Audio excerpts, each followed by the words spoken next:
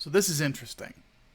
And to be honest with you, the reason that I'm talking about this today, because this is a bit of inside baseball stuff that I don't usually talk about these days, but the reason that I'm talking about it is because it actually is something that is one of those weird lines of weird people you cross when you're in the indie comic scene.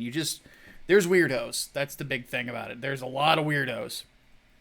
And in a lot of weirdos that I have come across, one of the weirdest ones was the comic book hut. Some of you might remember, I actually had to go back and watch the stream. Right here, you can see it down in the corner. It's called The Hamburglar Hates Me.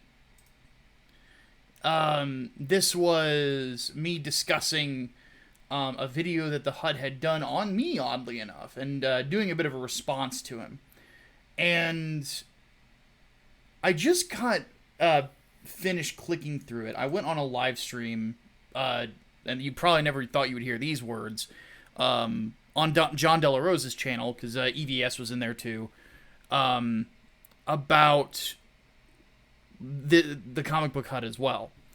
And what is going on is just freaking weird. But I wanted to say something before we get into it that I had said, and then I'll reiterate the point later. One thing that I had said to him in this original response is I said, there is not a single person around you that is around you for you. And the reason I'm looking at the camera so directly, and the reason I'm pointing at it, is because I'm saying this to the hut again. I said this, how many years ago was this? This was 2 years ago. 2 years ago, I said, nobody around you is around you because they like you. They are around you because they hate who you hate. And they are going to use you. And those sorts of relationships never stay strong because there's no bonds there. Your bond is hatred. It's a destructive idea, and destructive ideas, destructive emotions, they only bond for so long before the energy that is still there starts getting pointed at different people.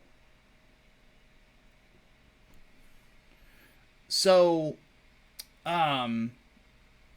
it is a big thing is that I've experienced that.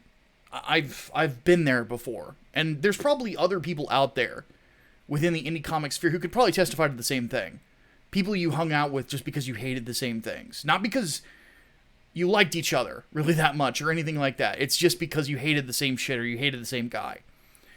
And lo and behold, that has come to fruition for the comic book hut. He just recently dropped a video here called Douglas Ernst in Iconic Comics Ironic Gay Ops Exposed. It is a nearly 30-minute video that goes through some accusations, but I'm not going to rewatch the whole video. It's like I said, it's a lengthy one. I don't want to take that much time. I'd rather focus on certain ideas. But I did come up. I actually typed out a list of the accusations that are within this. So here's where it goes, kind of from the beginning. If I forgot anything, people can of course fill in the blanks in the comments if they'd like to. Mark Pellegrini and Doug Ernst were sending him Comicsgate books to review and to trash. That Douglas Ernst was helping the comic book hut create anti-CG videos with pre-edited videos that he would send him. And Hut actually sent a screenshot of his email to John De La Rosa. I was on a live stream, discussing exactly that, so I saw it, saw the screenshot. But that not only had the videos, but it seemed like the titles of the emails, A, they read like Douglas Ernst video titles, so there was that, and B, putting those titles in there honestly made me wonder if Ernst was suggesting that's what the title of the video should be. I don't know. But from there he goes on to say that, and I'm sorry if you can't hear me as well, I'll get closer to the microphone because I'm reading this off of my third monitor. Ernst had told Hut to set the goal on his campaign high and buy in a lot heavier at the start. Apparently, he was, telling Hut to go ahead and buy a bunch of comics and then just sell them that way or something like that. it was a little weird. Hutt's wording was kind of all over the place, and then again, maybe I just missed something. But point being, he didn't want to set his goal at $10,000, and we'll have a look at Hutt's campaign here in a second. Actually, you know what? Now's a good time to look at it. Fuck it. So Hutt's campaign right here is called Captain Galaxy in the Dawning. And he said it's basically a pregnant space whale comes to Earth to give birth, and Captain Galaxy must prevent it, or the planet will be destroyed. And Hutt is apparently doing the art on this, which I mean, if you want to check it out, I'll put the link in the description for him. But it's something he wants to do, so he's giving it a shot. But as you can see, the goal is for a first-time book is very high.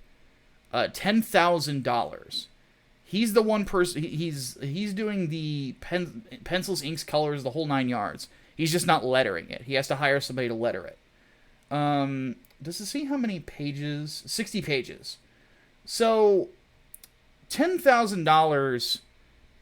I mean, if he was hiring other artists and he was the writer, I could understand that, because Englewood Book 2's goal was 11,000, and it's a 66+ page book, so that's a lot of money that has to get spent paying artists, you know, and stuff like that. But he's the one doing the art, so at the end of the day, setting it that high comes across like you want to, of course, make money back on time done, but or on labor finished, but at the same time, you have to keep in mind that this is the beginning of a business.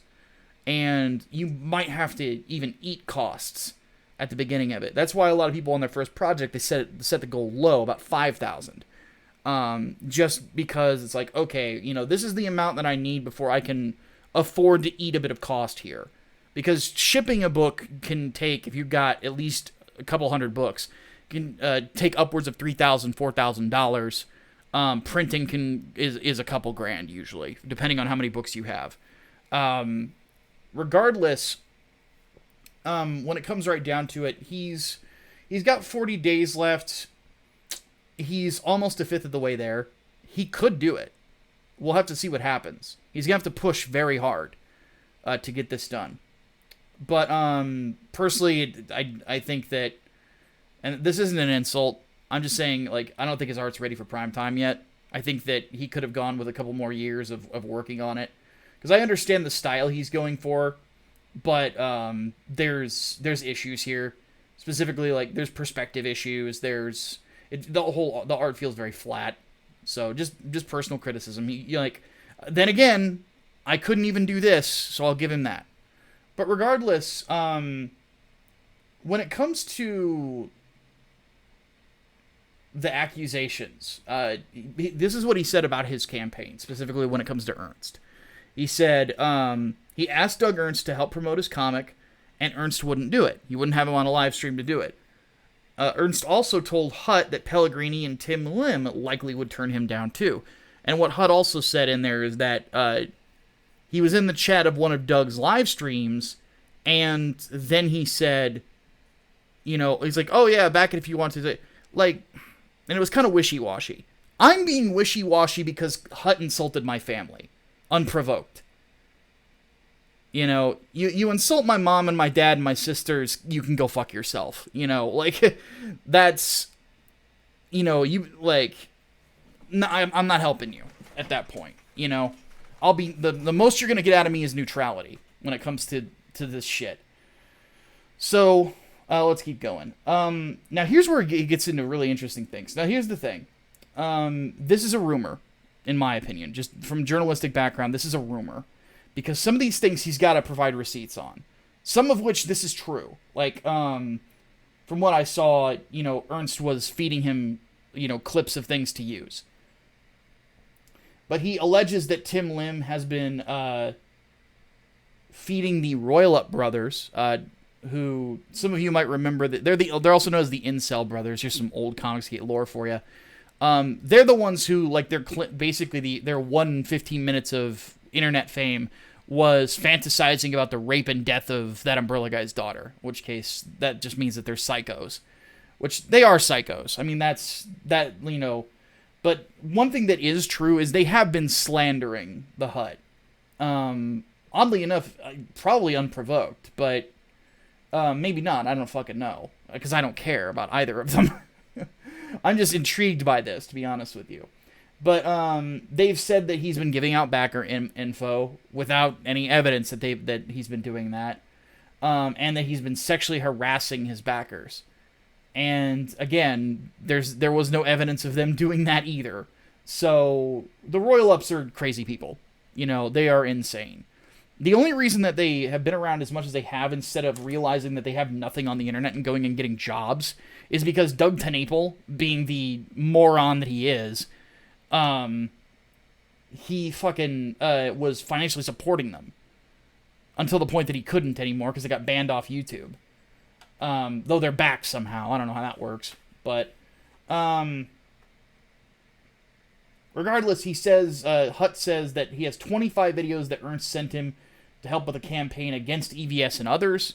And like I said, that's part of the screenshot that I saw. From what I see of his channel, he has started to delete anti-EVS videos. The most recent one that is there is from a while ago, and I have not refreshed this. Where is it?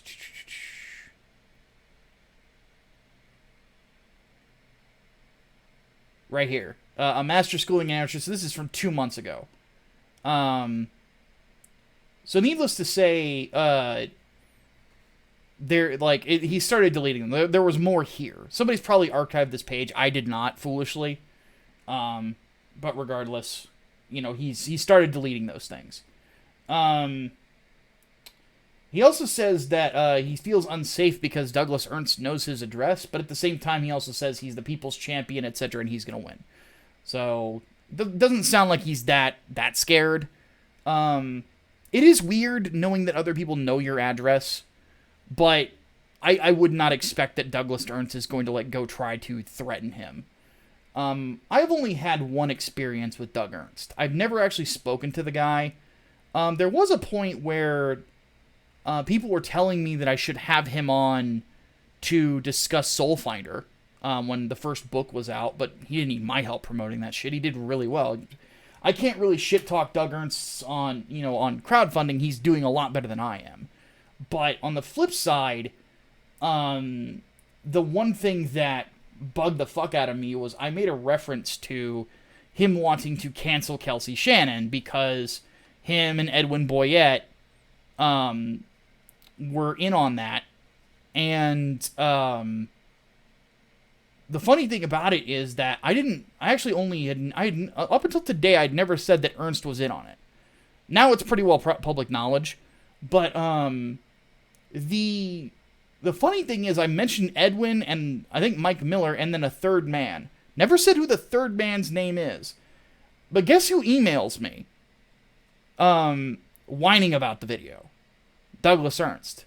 And I actually ask him, I say, well, Doug, I don't recall ever mentioning your name. Can you point to a video where I did so?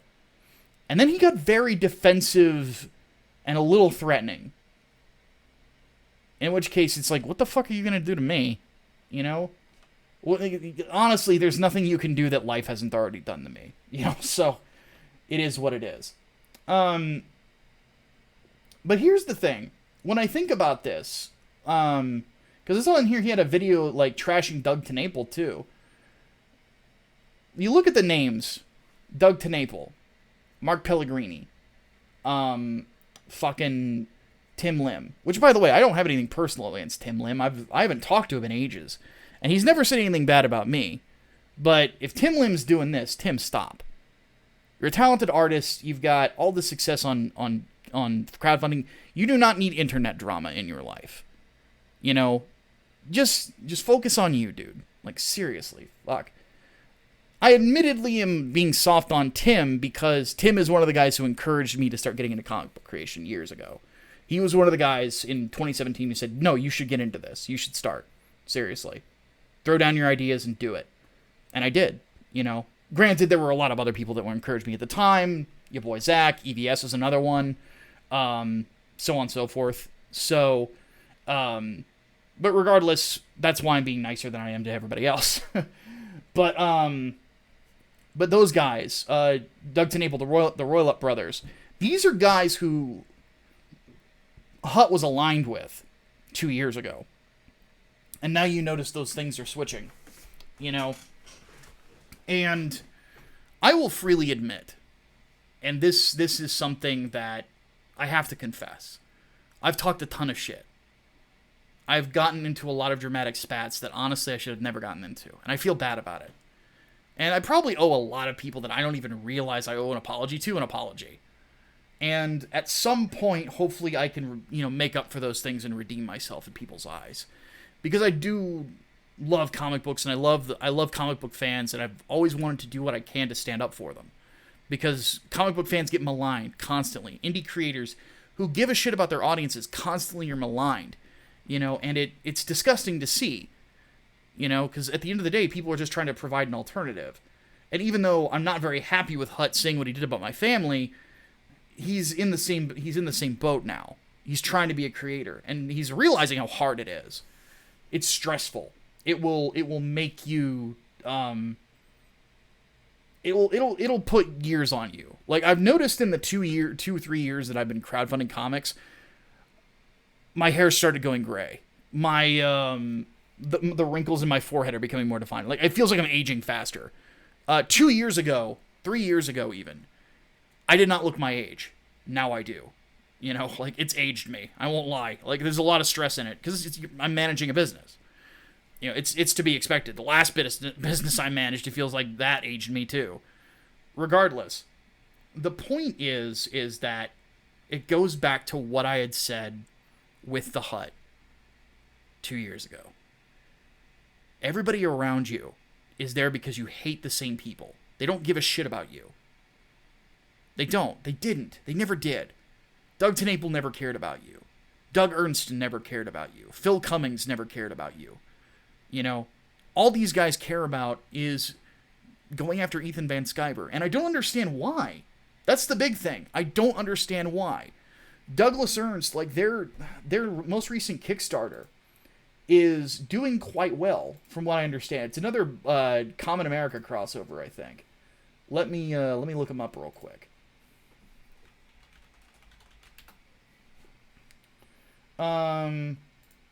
Yeah, Black Ops X Common America X Soul Finder. They're at 70K with over 1,000 backers, with 55 days to go. They're gonna hit six figures on this, and they'll have earned it. I just think to myself, like, why? Why do you give a shit about, like, all this internet fucking infighting? Why are you sending videos to the Comic Book Hut? Why are you hate watching Richard C. Meyer? Why are you hate watching Ethan Van Sciver? Do you really have nothing better to do? Because I'm gonna be honest, like, I have fucking, comic books I'm writing, comic books, I'm also doing, the art editing on the books themselves, and managing the business. I'm doing all this other stuff. I'm not making this kind of money. Plus, I'm adding a day job to things. Like, I have no spare time. I have no time for any of this shit. The only reason I'm recording this is I find it interesting. So, how the fuck do these guys who are married and have children find time for this shit? I don't get it. It doesn't make any fucking sense to me. Because at the end of the day, they don't need to bash Ethan Van Sciver or anybody else, really, to sell their books. They're doing quite well, So, I don't get it. And this is just fucking stupid. It really is. And I'm sure that there's going to be different accusations of, like, oh, Hut's making these accusations because he's not making as much money, or I'm probably doing it because I'm not making as much money.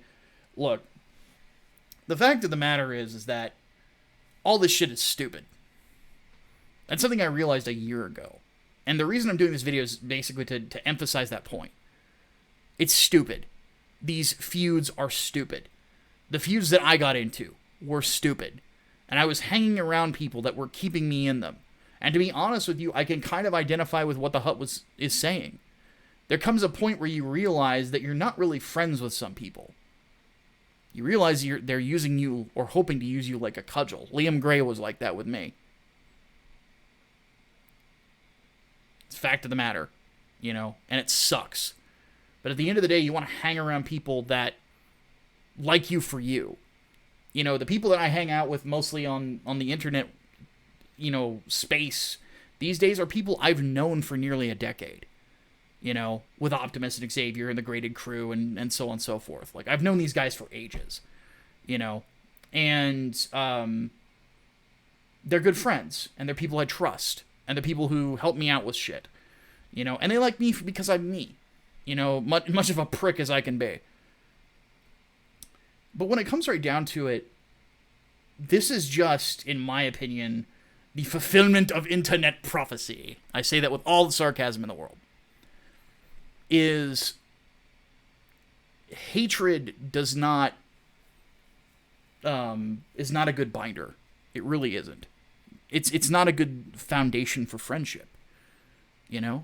It just isn't. So, my whole thing with HUD is this, and I'll just say this to him. Find some actual friends, dude.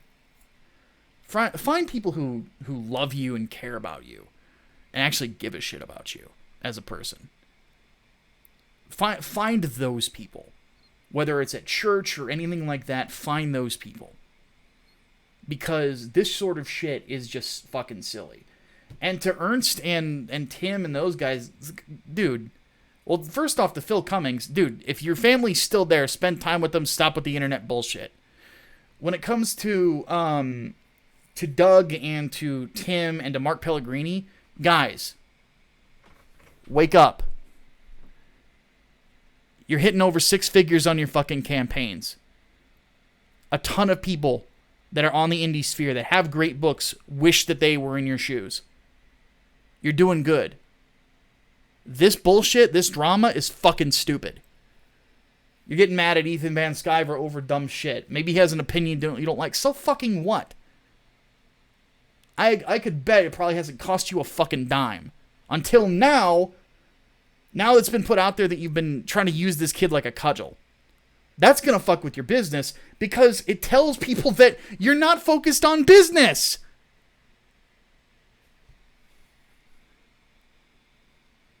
And I honestly wish we could get back to that. Because the funny thing about this is, like, all the people I'm talking about got into this because we didn't like what the political left was doing to the comic book industry and how it's destroying the comic book industry. To the point where people, you know, have gone from, like, just not backing any books now, because numbers are down for a lot of people. And just watching and just reading manga instead. The Japanese have essentially destroyed the American comic book industry. On top of the, you know, or rather they've fucking Pearl Harbored it at a time when it was at its weakest. And they're destroying it. Absolutely destroying it. It sucks to see. It sucks to hear from people that they're never going to buy a Western comic fucking ever. Doesn't even matter if it's made by somebody that they like, that's a YouTube personality or someone like that, or a great artist. It sucks to hear that. We were all on the same page, even if we didn't agree with things, and we've let stupid ego shit get in the way. My advice would be, at least to the Mark Pellegrinis and the fucking Tim Lims of the world and the Douglas Ernst of the world, let the ego go and fucking drop it. People are going to react to this. They're going to say that you're being fucking stupid. Realize you're being fucking stupid. Say, this is fucking stupid. I'm not going to talk about this anymore. And then just do your business. Let it go. I let all this shit go a year ago. I'm itching my ear because it itches, but I let all this shit go a year ago. And my life infinitely got better. You know? Yours will too. Just drop it, ignore it, and walk away from it and focus on the shit that makes you money. Because if the dramas and the live streams ain't making you money, they ain't worth keeping around. If you're not making money off these emails you're sending to Hut, it ain't worth it, etc., etc. There is a culture war out there. It's not with each other. This is fucking stupid. Seriously. On that note, speaking of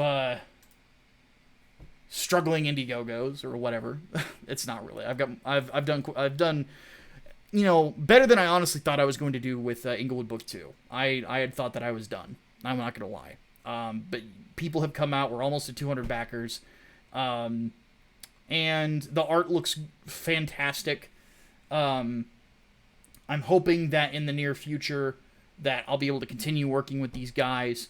Also, we do have the mailing list up for 3 Nights, 4 Days Part 2. That link is in the description as well to check that out. Again, people who get on that list, you're going to be able to get virgin covers, both a black and white sketch version and a colored version. I just actually talked to Oliver last week. He's already sent pages over to be flatted by his flatter. Then he's going to get them colored. And then once Preston's done with the cover, we're going to go ahead and launch. So, with all that said, my name is Micah Curtis. Keep the bullshit out of your life, guys. Trust me, there's a reason I ditched it. I'll see you guys next time.